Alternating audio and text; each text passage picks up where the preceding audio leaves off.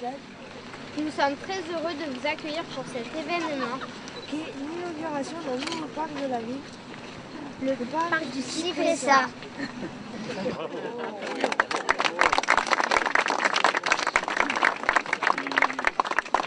Les jeunes, il vous appartient. C'est le vôtre. Allez, bon, nous allons dévoiler la place. 1, 2, 3. Allez.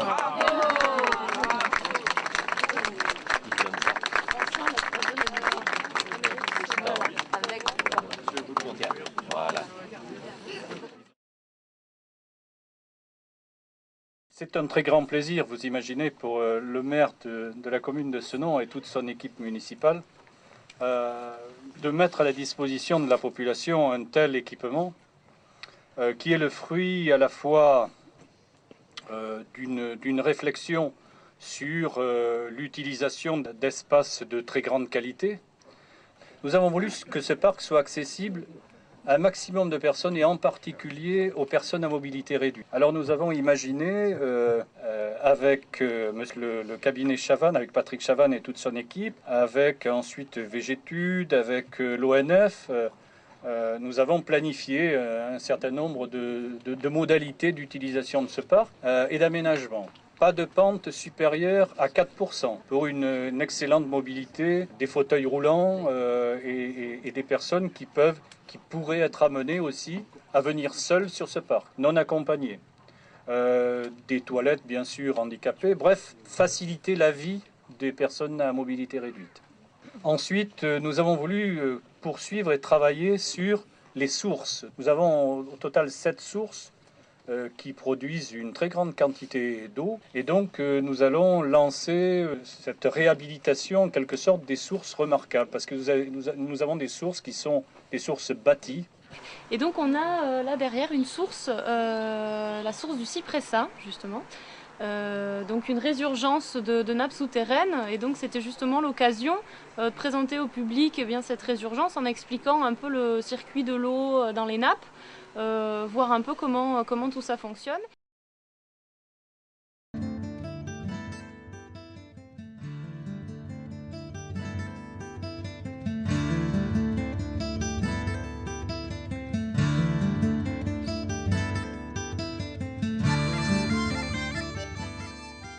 Voulu préserver une nature sauvage par endroits. Nous avons laissé de très vastes espaces à la nature, en particulier à des animaux sauvages.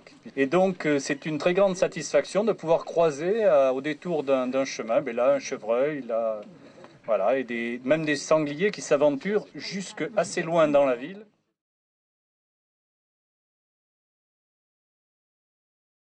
L'aménagement, en répondant aux critères du développement durable, c'est une évidence aujourd'hui, compte tenu de la nature du lieu.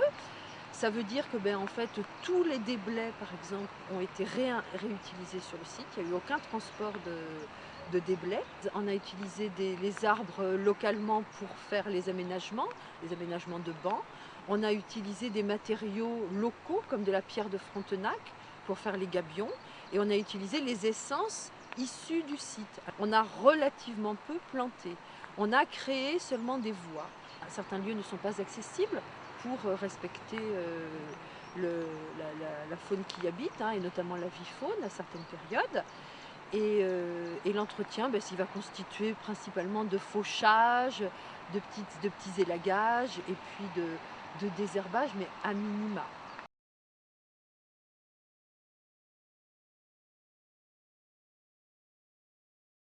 Ensuite, ce que nous voulons aussi, c'est travailler en liaison étroite avec les communes de Floirac, les communes de Lormont et les communes de Bassins sur la constitution d'un parc de 290 hectares qui irait de Floirac jusqu'à Bassins, en site protégé en quelque sorte, sans rencontrer un seul véhicule ou très peu, de façon à ce que les marcheurs, les promeneurs, les personnes qui veulent découvrir la rive droite puissent évoluer dans cet espace protégé. Donc nous sommes en train de réaliser avec les 4 communes dans une planification assez large, mais ce projet qui devrait, dans les 10 ans à venir, voir son aboutissement. Petit à petit, parc après parc.